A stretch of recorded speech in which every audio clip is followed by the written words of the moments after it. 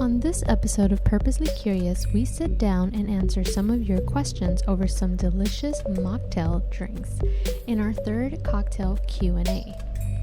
Thank you to those who gave me some questions for the episode. As random as some are, I really loved answering them. So get nice and cozy as this episode starts now. Hello, Leonie. Greetings, Mary. How are you? I'm good. How are you? Good. Did you survive Halloween? I did survive Halloween. How about yourself? Well, obviously you're here, but... The spirit of me is here. Yes. I'm haunting all of you now. Now, you told us in the previous episode that you were going to go to a little, small, socially distanced Halloween party. How was that? I did, and it was fun. Just went for a short time.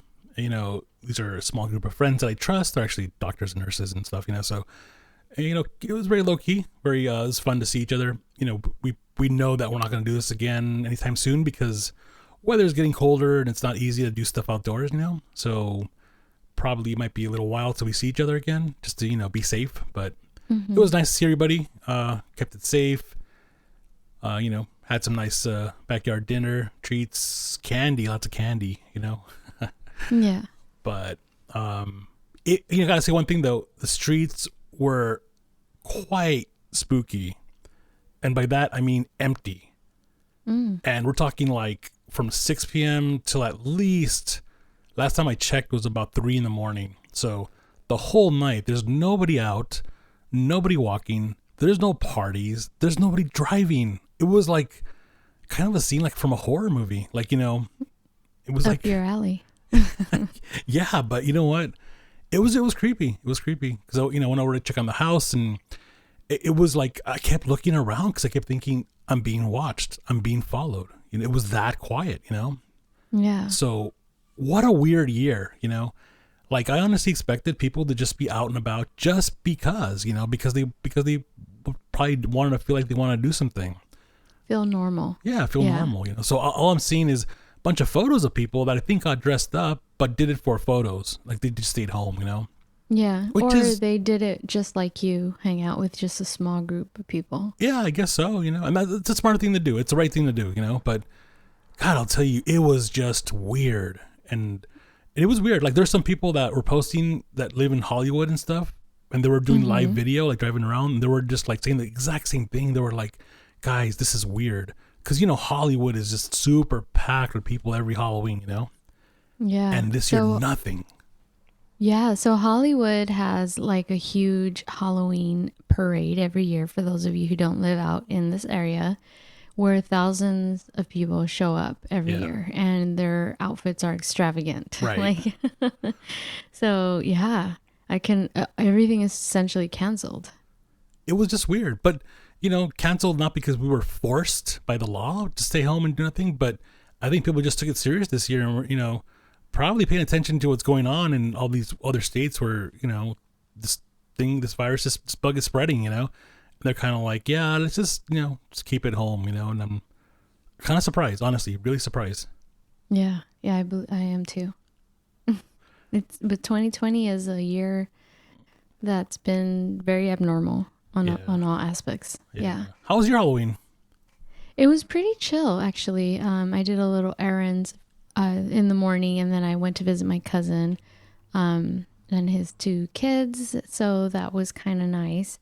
One of my friends had her birthday is literally October 31st. Oh, cool. So I popped in to see her as well. But other than that, it's just very chill and quiet. It didn't really feel like Halloween. I didn't dress up or anything. But I did see people's pictures online, and it was really nice to see everyone having a good time. Yeah. Wow, that's cool. Yeah, because I think mental health is important, and, you know, it was nice to see people at least make an effort, whether it was just them and their family and their homes, to dress up and still continue it, you know. Yeah, and that's, you know, that's the spirit of it all, you know. It's just like you can't let something, you know, bring it down or anything, you know. And it's, you know, what's pretty crazy is that on my podcast we had a Halloween historian on. It's, you know, she's very famous.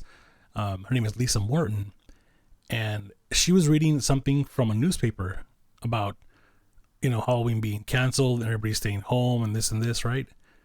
And she shocked me when she mentioned that was 1918. So it's Spanish like, flu. yeah, exactly.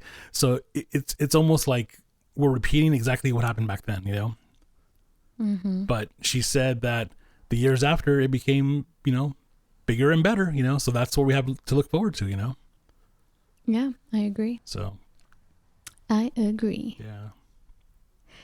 So today is November 1st. I don't practice Dia de los Muertos, which is the Day of the Dead. Yes. But that's something that I've been seeing on my Instagram, and a lot of people do celebrate that. Yeah. And yeah. I figured, you being a horror kind of like Halloween enthusiast, maybe can explain to those who don't know what Day of the Dead, Dia de los Muertos is. Which is November 1st, right? Yeah, it's November 1st. It starts tonight, and it goes into tomorrow. So it's like a 2-day of festivities. And it's a day that, it's rooted in Mexican tradition, actually more specifically in Aztec tradition. That's where it comes from. And, once the conquistadors came here to this country, it was like an amalgamation of the Aztec and the Spanish and the Catholicism. So it's basically all that minus the Celtic roots of Halloween, So we actually honor the dead on this night, so we remember those. And some people, what they do is they make a shrine at home, or sometimes they go to the grave sites and they make a little shrine, and they bring something to their loved ones. Sometimes they set up the shrine with photos, and they bring something, like, for example, like your Uncle Peter or whatever, if he was a big Dodger fan, like people would actually bring Dodger dogs and to the gravesite, or Tommy's Burgers, or, whatever they used to like in life, they would bring that, and they would light candles.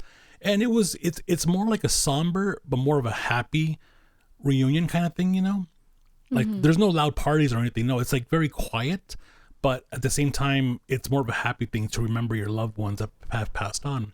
And at home, people do these very elaborate shrines, and some people take up the whole wall or the whole, side of the house, or, however big you want to do it. Some people just do it as big as their desk, but it's beautiful because people decorate it with the sugar skulls and, the calaveras, the skeletons, and, all the artistic stuff and the photos and like little things that, either personal items that belong to them or to remember them by.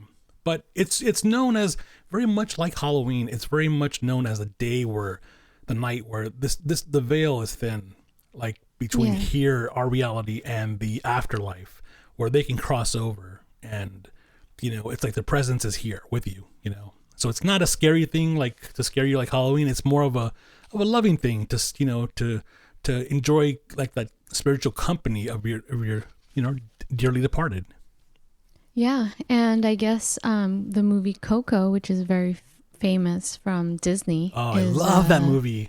Yeah, it's probably, if you haven't watched it, or if you have watched it, maybe what Leonie has just explained gives you some context to it. I just wasn't really, our family didn't practice the Day of the Dead, Dia de los Muertos. Right. So thank you for educating me on that. Yeah, it's a fun thing. Like, like tonight, now, I don't know about these COVID times, but I know that in regular days times, a lot of cemeteries are open all night. So you can actually go in the middle of the night, candlelit, you can go and spend time with your loved one, which sounds really creepy, right?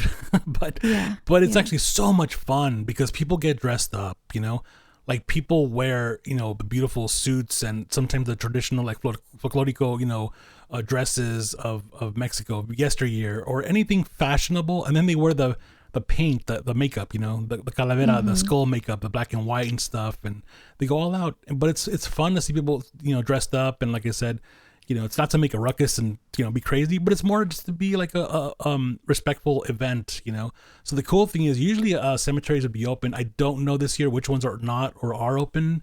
But I know that, earlier my family, went to go pay respects to my loved ones, and it's just, it's a fun event. And it's, even though, like I said, it's rooted in Mexican culture, it's expanded to more Latino American culture, and more people partake in this. Even Americans, I think have embraced it because there's a lot of mystique about it, but people understand that it's a fun mystique and a respectful, mystique about it, and I think people want to partake. So you see a lot of people who you don't like, you didn't get, like, you're like, wow, I didn't know you were into that, and they're like, yeah, it's great, like, they learn more about it and they get into the spirit of it, like I said, dressing up, the makeup and all that. So it's something fun and different, and it's, look into it, and if look, just do a search online and you can see some beautiful photos.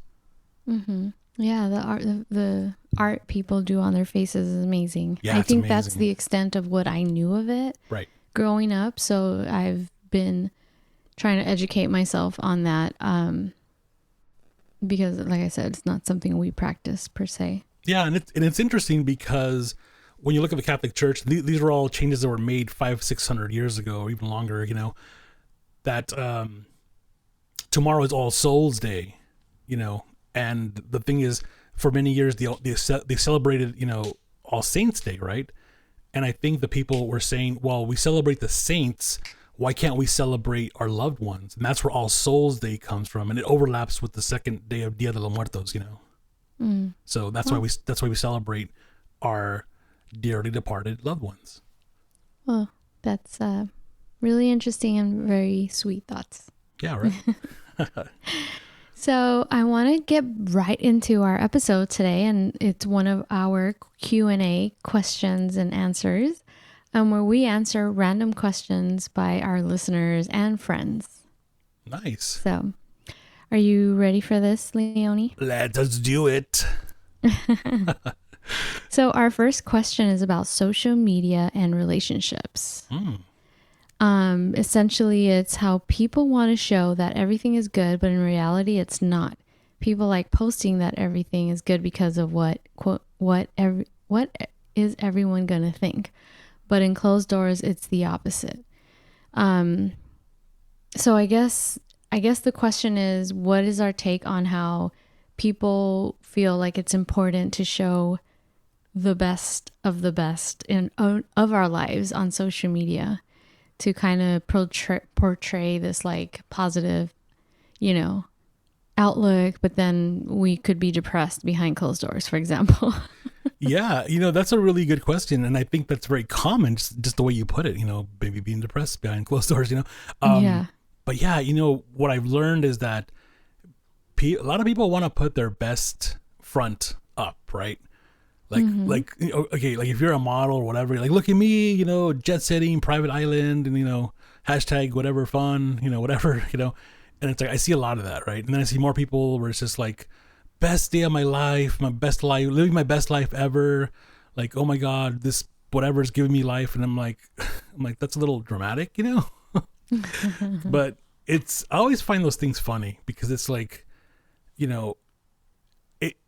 it's probably good not to post bad, negative things online, because it's like, who wants to see that, right? Right. But at the same time, it's like, don't fake it, like, don't be yourself. Yeah, be yourself. Don't pretend that it's like you're a baller and life is amazing and you just won the lotto and all that. It's like, 'cause that's not true. And it's like, what are you trying to do? One up your friends, who are doing that? Like, Yeah. Like, so let's talk about your Instagram. my Instagram's I'm boring. Go on there. Well, let's go on it. And then, we'll talk about mine. We're just starting with you right now. Okay. So I'm going on your Instagram, and I mean, just by looking at yours, there's nothing personal really about you other than your dog. Yes. So you may be the exception of what the person is saying. Yeah. It's just that I live a very personal life, private life, Mm-hmm. And what I do post, I post very lighthearted or try to be funny things, and pictures of my dog, just having a good time, whatever. He's old, but he's a fun little guy. But yeah, I don't like to, I'm very personal. I don't like to show things and brag and be like, oh, guess where I'm at tonight, VIP. It's like, I live that life. I don't like that. I don't like to, show off or anything. Like, that's not my thing. I'm very personal. I protect my family and friends. The only exception is if I was in a relationship. If I was dating, then I would post a couple photos. I would post a picture of the girl I was dating, or I'd be like, Yeah. hey, having a really great day with her. Hope everyone's doing well. Something simple. Yeah. Yeah. Just to keep it like, hey, we're having a good time. Mm-hmm. Because it's crazy. I see a lot of couples who don't post photos of their boyfriends or girlfriends, and I'm always thinking, what's up with that? Yeah. Yeah, I think it varies. Some people are not very, they just don't want to post on social media, and some people Right. do. I know with my last relationship, I really posted a lot about me and him. And by this, I'm not just talking about Instagram, like Facebook. Right. I don't know that I would do that again myself. Right. But not to say that I wouldn't post stuff, but Right. yeah. Yeah. I am getting older though. I mean, it's weird. I have known people that do different things. It's like, Mm-hmm. I can understand if people don't post photos, because it's like I said, I'm private, I'm personal. Like I live my life, Mm-hmm. and then like people always say, well, why don't you, do this? And I'm like, no, you want to see how I'm having fun? Come join me. Come have fun with me. Yeah. Like you don't need to, whatever. And then I have like a friend, for example, she has to post a photo, a selfie every single day. So you know what's amazing about that? What? She doesn't age.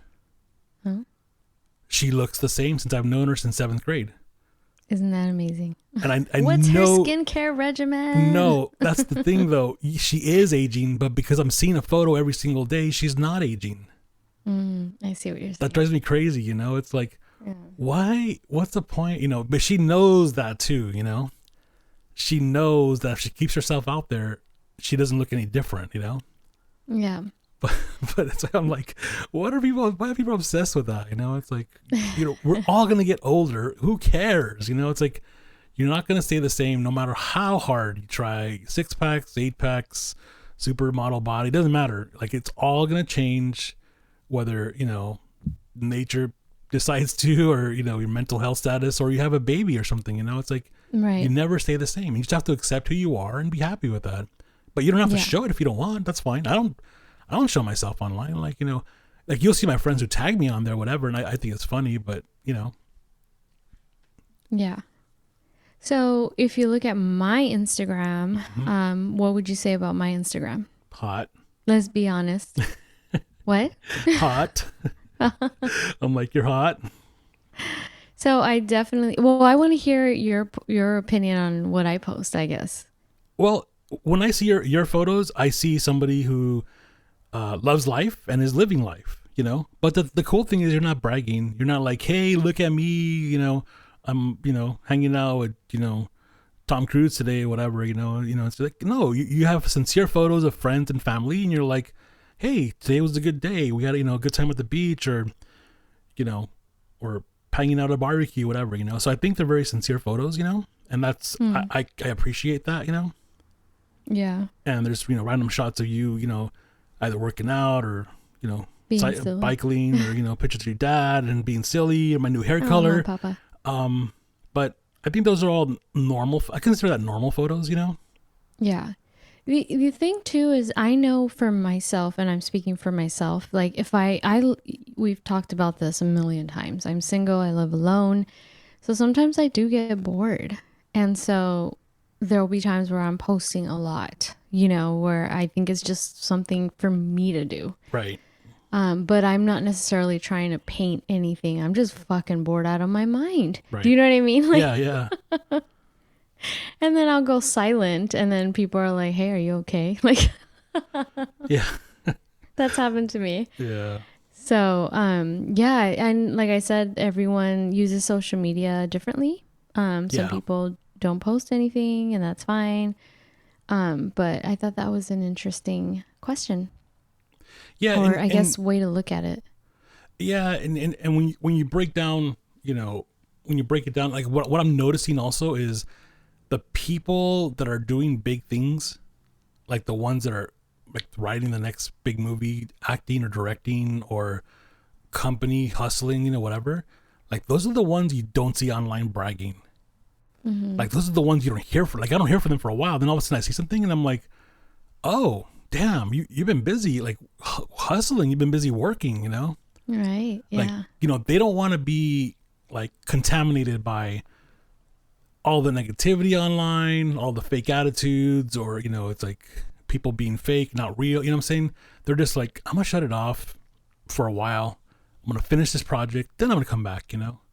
Yeah. And I think that's great. Like but I can't do that only because I have to be on there, and for whatever reason, that's how I communicate with some people and work on certain projects and stuff. But yeah, part of me just wants to like walk away from that too. Because it's like. But during times like this, if you don't have that, and you're not exactly hanging out with your friends or dating, then it's like it's kind of yeah, it's a form of socialization. Exactly. So let's move on to the next, the power of the mind. Now, I asked for elaboration on this, so they said basically, what's your guys' take? Would be on the power of our thoughts and how they shape our world. And when I asked for clarification, I just said, like, are you referring to in like our daily routines or in telepathic terms? So they also said, although telepathy is always neat. So essentially what is our take on the power of our thoughts and how they shape our world? Wow, that's a good question. I don't know how to begin with that one. I'm trying to think of like what aspect, like what, like give me an example, like what, what I'm saying, like what? I don't know. It's just, we just got to take it how we perceive it, I guess. And that's why I had asked for a little bit of clarification. Yeah. Power of thoughts and how we perceive our world.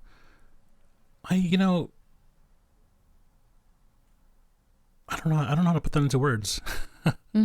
It's so I guess the power of the mind is, we were talking about, if someone's depressed or if we are positive outlook, maybe. Right. How much does us, for example, having a positive, telling ourselves today's going to be a good day, this isn't a big deal, so that it doesn't affect us. I can speak for myself. This week, as you guys know, I'm a traveling nurse who goes from home to home to make sure that the terminally ill are good, right? Right. It was in Long Beach, not necessarily the nicest neighborhood of Long Beach, and I noticed that my trunk wasn't closing at all. Like the hatch just wasn't closing. Right. I clicked on the alarm of my car, to see if I can lock it, and the car made like this noise. And I was like, great, I'm gonna have to get this fixed. Yeah. But I didn't let that thought of, great, this is gonna like kind of fuck up my day. I just finished my other 2 visits, went to the dealer, dropped it off, and had them fix it. You know what I mean? But someone else might go through the same experience and it ruins their day.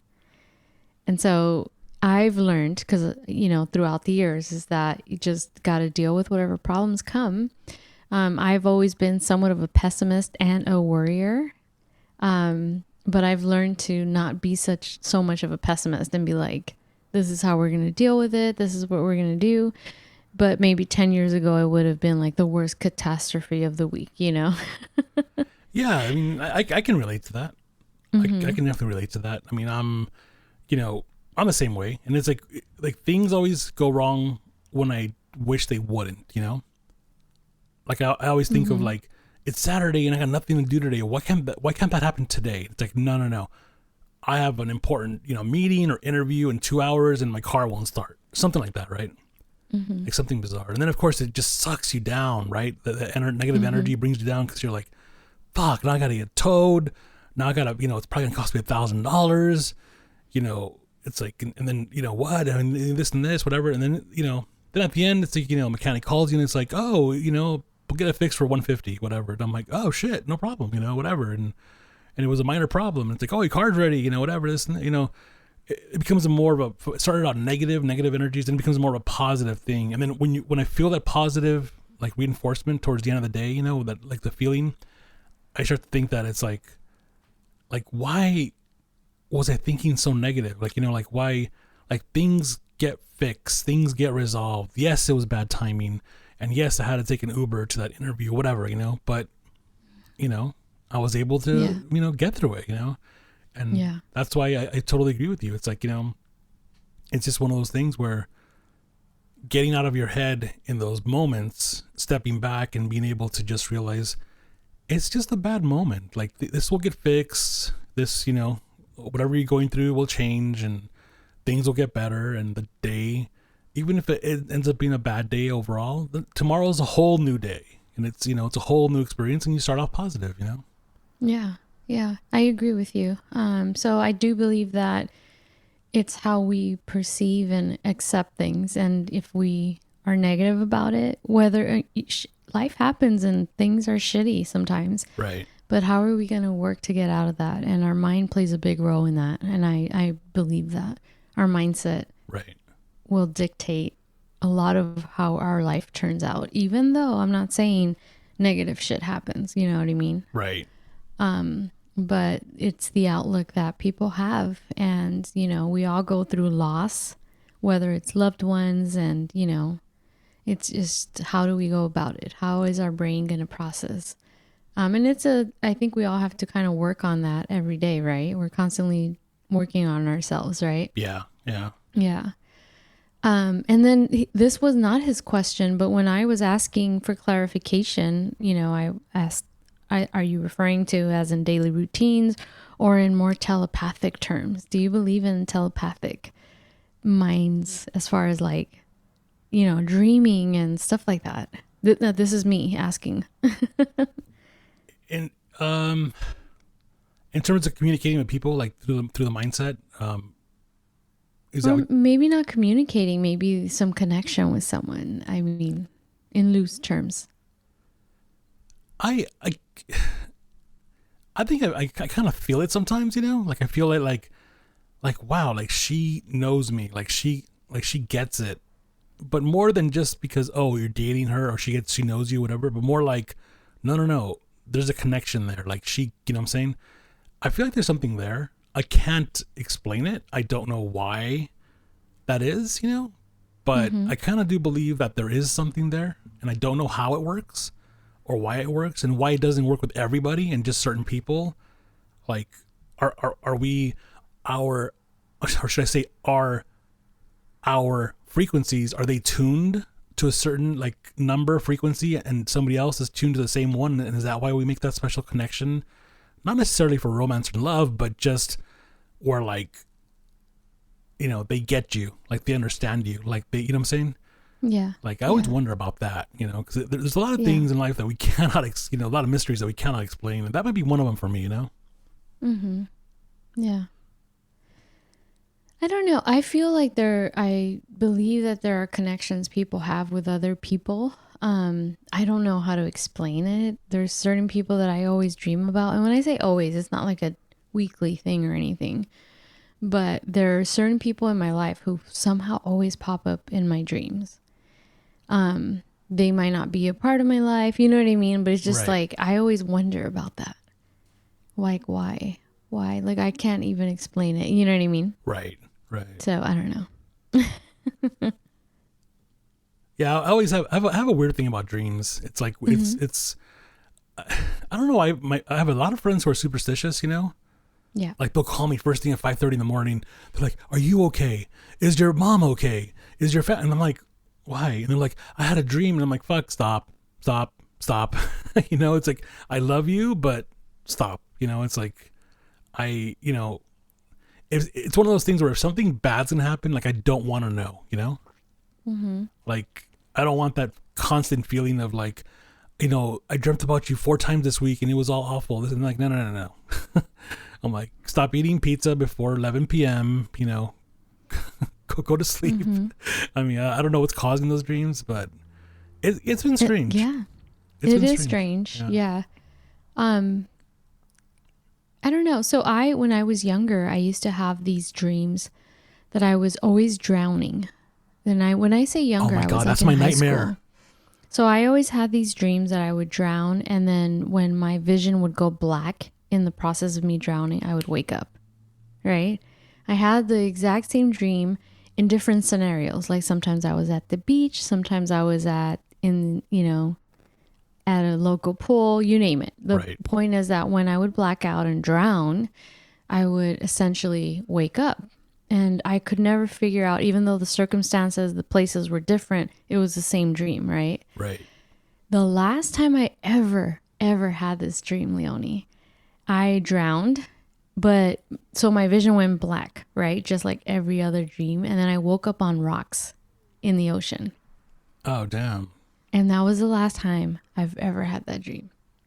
So I'm always wondering, what the fuck was I going through that my mind had this dream consecutively, different scenarios, but the concept was the same, that when I would drown, I would wake up. Right. To now, the last time I ever had that dream when I was a teenager, I drowned but woke up on rocks. And then I've never had that dream again. So I am superstitious like your friends. I don't understand why I have that dream to this day. The fact that I'm talking about it at 37, right? Right. I do believe there's something in our minds. I don't know. I don't even know why I brought that up. But yes, I'm superstitious in the sense that, if I did have a dream, I would probably call and say, "Are you okay?" You know what I mean? But it's not necessarily me wishing you bad, or you know what I mean? Right, right. Yeah. I do have vivid dreams sometimes, especially when there's a full moon. Today being November 1st, we're still, we still kind of have a full moon. Yeah. I think it was full on yesterday, right? Yes. So I do have very vivid dreams. So I don't know what's up with that when the moon is full. That's interesting. Like vivid. Yeah. My biggest phobia is drowning. Like that.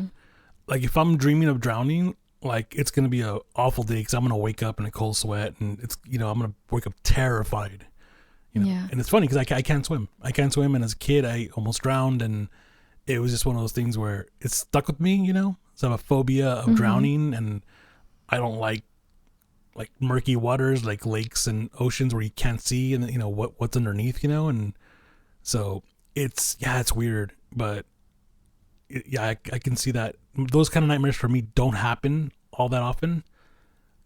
But if they do, I know it's going to be an awful one, Yeah. Yeah. So let's do a next question. Sure.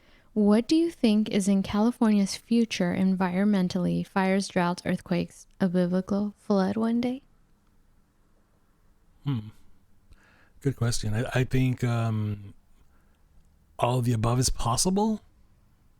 I mean, there's so much we can control now, because we can say now, okay, global warming, right? And we could say, okay, let's stop this and stop that and change this. But it's like, okay, we cannot control the fires. That's one thing we cannot control.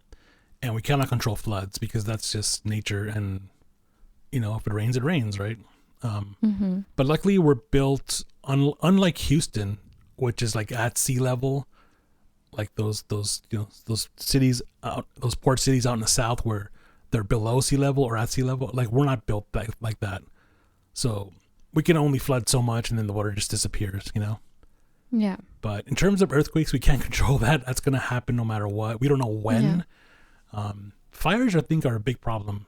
And fires are a yearly thing here. Like they are.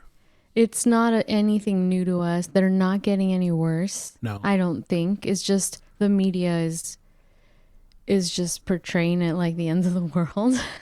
Yeah, I mean, they did get worse up north this time. Yeah. But that's but not down here. No, not down here. And I think that's because they had issues up there with the wind, the conditions and all that.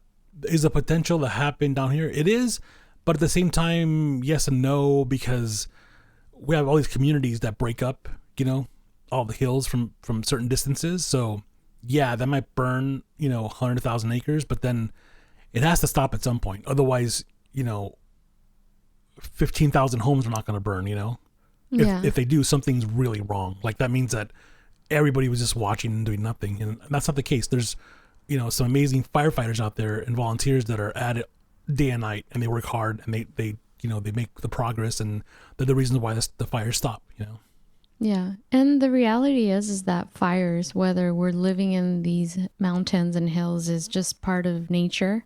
They happen in order for it's like a cycle. So Right. it's normal. These fires are supposed to happen, but that's not to say that some of us and some of our actions are not starting these fires. Right. Which unfortunately, if let's say a car breaks down or someone throws their cigarette out and there's wind Right. in some of these, because you can be driving in some of these canyons and the wind's fucking crazy. Yeah. Next thing you know, you have a fire. So I don't think I'm born and raised in California. So it's not it's always been a news story every year. But I think I don't know if it's just me. I feel like the media really puts out a very negative end of the world kind of thing this year. Yeah. And, the last few years. Yeah, it is strange how they report it, Interesting thing about that is in the hills above Pasadena, Rosemead, Sierra Madre, around there, like about 9 years ago when it burned down like really bad, I think it was called the station fire. It was so bad that like a whole fire engine truck went over the mountain. Like they killed the firefighters. It was a bad one. Mm-hmm. So when that was done, they were looking for volunteer scientists to go up there, and I volunteered because I have a biochemistry background, but for me biology, I could do anything biology, no problem, So they're asking for a biologist, field biologist. I've never done that kind of work, so I volunteered to hike up way deep into the forest out there with them, and to go see, what was going on with the damage caused by the fire, right? And it's called the California Transect Project. And what they would do is they map out an area to see, okay, what's growing now? This is in the area where the fire burned everything down to the ground, So what's growing, what's living, what animals are in the area, that kind of stuff, And surprisingly, it was 6 months after that crazy fire, that inferno, 6 months after, and everything came back. Those shrubs were already growing, like in deep bushes, and trees were already growing. Everything was back.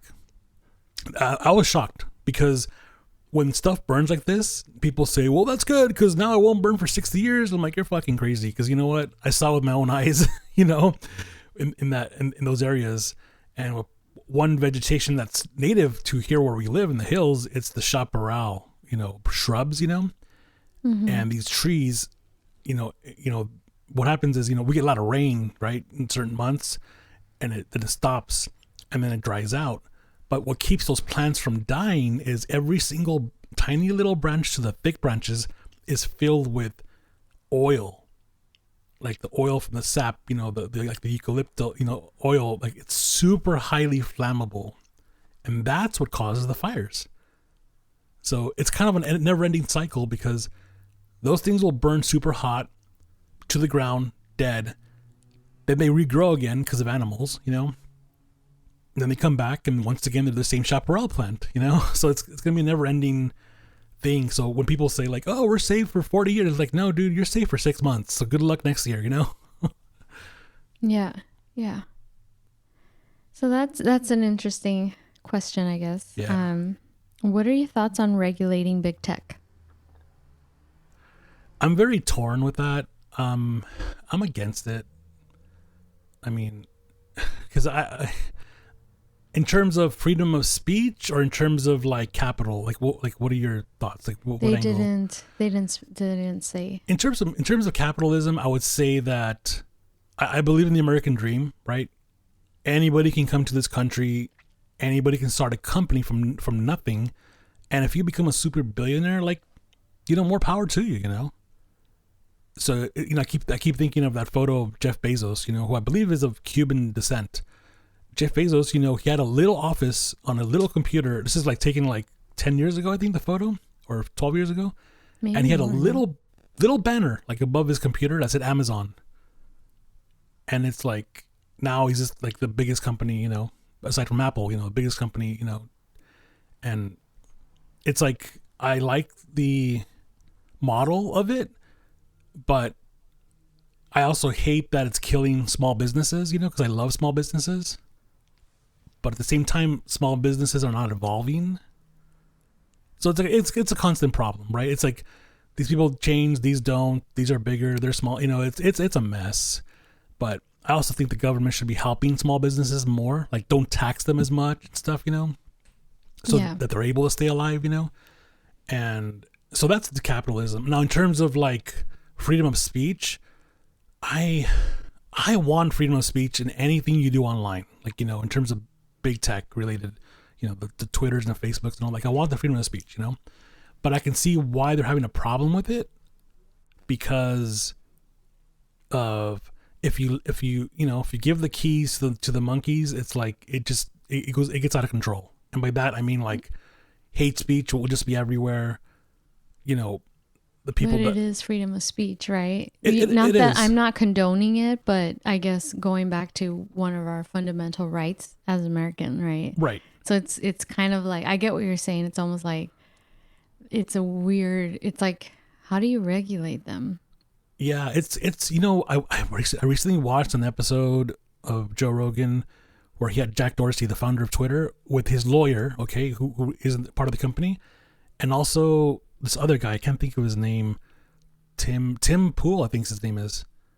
They had like a little sit down roundtable, right? And Tim Pool was calling him out on everything. And at the time, Tim said he was a leftist socialist. I don't know what he is now. This is a year ago, I think, or maybe less. And he was defending like the Republican, what do you call it? Conservatives, saying, how come they're being censored and you're not censoring this dude who says I'm going to kill the press, you know? And it was a really interesting conversation. It was a very legal infused conversation where I was just like, oh damn, like how do you like regulate this but not that, and kick this person off and block them but not this person, you know? And he was calling out people left and right. So I thought it was really interesting because he was defending both sides. And I thought, I don't know who this guy is, but I feel like he sees both sides. And, you know, even though he's a leftist, you know, in terms of being, you know, his political views, but he was still fighting for the other side in terms of freedom of speech, you know? And the whole thing was like, well, why can't we all have, you know, freedom of this and this? But then, you have to realize, well, everybody's it's gonna become one cesspool of hate, you know? Yeah. Like right now there's a lot of hate for anything. Like for any little thing that anybody posts, you know, the more followers you have, you're gonna have hate. And for no good reason, you know? Don't know why. I don't know why that's the case. I don't know why people have to. It's like people can't keep their opinions to themselves, you know? It's like if you hate something, just say, wow, this person's stupid, but keep it in your mind. Like, don't go on there and type in you're fucking stupid. Fuck you. You know, it's like, why did you do that? You know, like what? Here's a picture of my plant. You know what? Fuck you. You're an asshole. Exactly. It's like you're fucking like harming the plant, you know, put that shit away, you know, and it's just like. Put it in direct sunlight, bitch. Yeah. It's like, I keep laughing. This makes me think of, do you know the comedian Fluffy? No, I don't. Gabriel Iglesias, the comedian. He's a big guy. I think so. Actually, the guy I recorded on my last episode about being a photographer to the rock star, I think mentioned he was his landlord. Oh shit, that's funny. Yes. So yes, I do. So yeah, he got in trouble. It wasn't that long ago. He was on, I think it was Joey Diaz's podcast or something. He went on Twitter, okay, and he was. This is before COVID, I think. He was coming home after a gig. Mind you, he's in the Latino comedian community. He's up there. Like Gabriel Iglesias Fluffy right now, he's like on top of that. Oh no, it's not the same guy. Okay, go ahead. Continue. It's okay. So he's up there, right? He's famous, right? So he went on Twitter and he typed in like, oh my God, like I'm so hungry. I can't wait to go to Chick-fil-A, right? He got fucking attacked. He got crucified on Twitter. How dare you go to Chick-fil-A? They support, they hate, they don't like abortions. They don't like gay people, this and this, whatever, you know. And he's like, holy shit. He's like, I'm actually just more hungry than woke. That's what he said. Yeah. That was his response. Is like, people, I'm hungry. Like, it's food, you know, because the CEO of that company might believe certain things doesn't mean that the 50,000 workers that work there believe that, you know. They're probably young kids that just want a job. They go to college, you know. Mm-hmm. So people take that to the extreme, and man, he got crucified. But it was kind of funny because it's like he made an innocent comment, you know. Mm-hmm. And the same can be said about In-N-Out, right? You love In-N-Out, right? No, you don't. I don't. Okay, I do. It's it's, most people I know do, but it's like probably one of the better burger you can get out of all the fast food chains, I'm too gourmet. Whatever. I am. I'm sorry. A lot of us aren't, okay? A lot of us like a good burger from a fast food place, Yeah. Yeah. But no, I get it, whatever. But most people I know do like In-N-Out, right? And they like it above McDonald's. They like it above a lot of things because it's fresh and this, whatever. And it's the same thing. It's like, how come you're not going after them? They have Christian values. Their owners are Christian. Things are printed in the bag and underneath the fries and underneath the Coke, container. There's all, Bible verses everywhere, But it doesn't mean that the people that work there, are evil because, they believe a certain way or anything. It's like, no, maybe that's the owner, but who cares, Because once again, Coachella, right? Yeah. Everybody gonna stop going to concerts now? Any Golden Voice events? Going. We're still going, They're right? Still going. Yeah. But yet it's it's pretty known. Yeah. Yeah, and it's just like, come on, guys. It's like just because the guy at the top is a conservative, right wing, God-fearing, extreme, whatever. And it's like, look, that's not the 80,000 people that work under him. They're just hardworking. It's a job, So it's like, that's, it's crazy. That's where I see both sides, capitalism, and I see the freedom of speech. I don't want it to be regulated, but I can see why it kind of has to. Otherwise, people are going to have to keep reinventing a new internet every 2 months because this one got toxic. The next one got toxic. And it's like, okay, what's next? Instagram? No, that got toxic. What's next? TikTok? No, that got toxic. So it's like, I can see why they have to put a ban on some people and censor some things, But I wish it wasn't that way because I would love to see freedom of speech, but it's crazy. It's crazy that it's come to that, Yeah. Yeah. So the next question is, would you date one of your listeners, Leonie? Yeah, why not? I don't know, I don't know who my listeners are, And it's like, to me, they're just a normal person. There's nothing,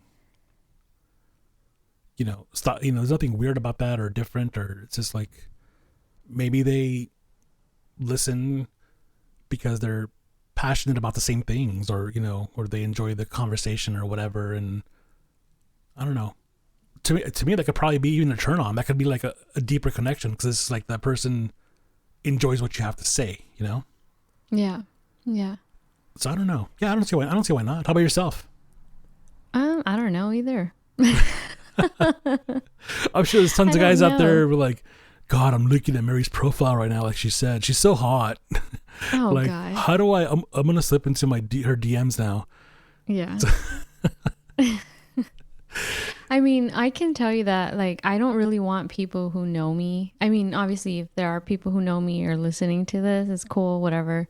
But I'm more interested in people who, and when I say interested, I'm not referring to like dating or anything, but I would rather make connections with people that listen to my podcast who don't know me in person, if that makes sense.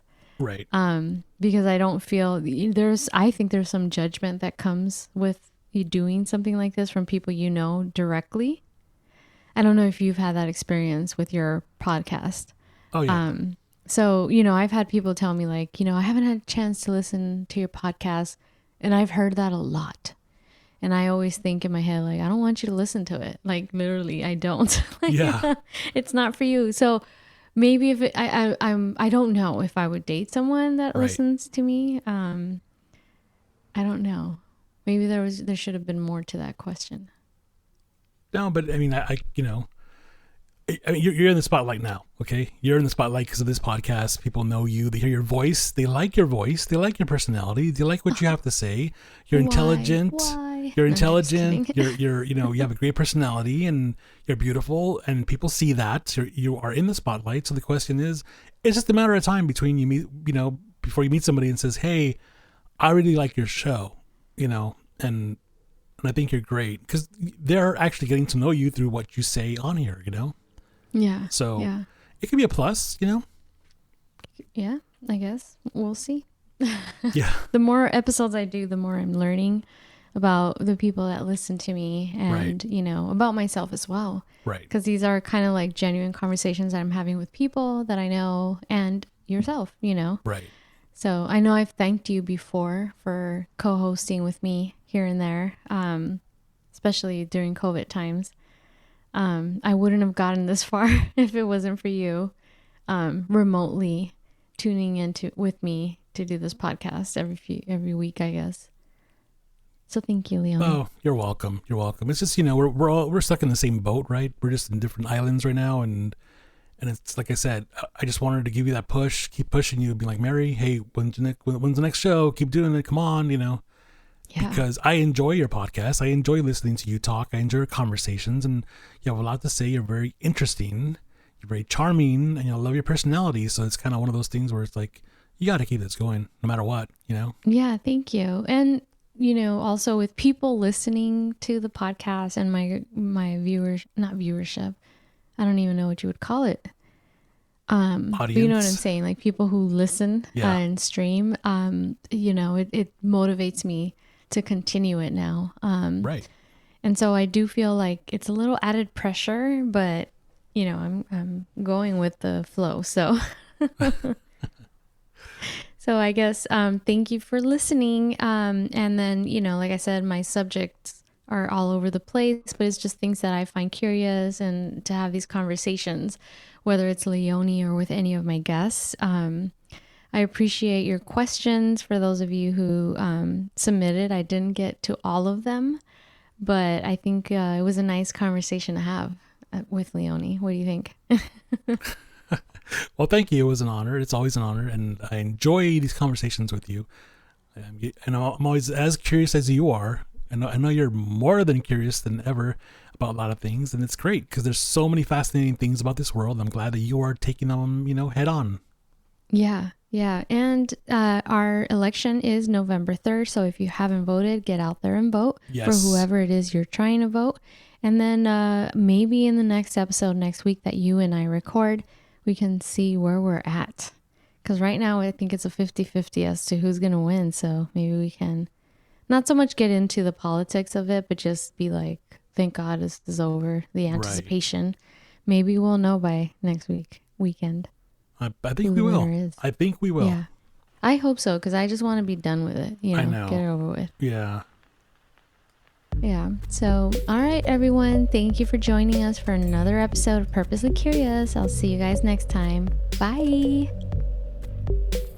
That was episode 37 of the Purposely Curious podcast. Make sure to subscribe on Apple Podcasts, Spotify, and on most podcast platforms. And follow us on social media at Purposely Curious on Instagram and at Purposely C Pod on Twitter. That's Purposely, the letter C, Pod. Until next time, you know what to do.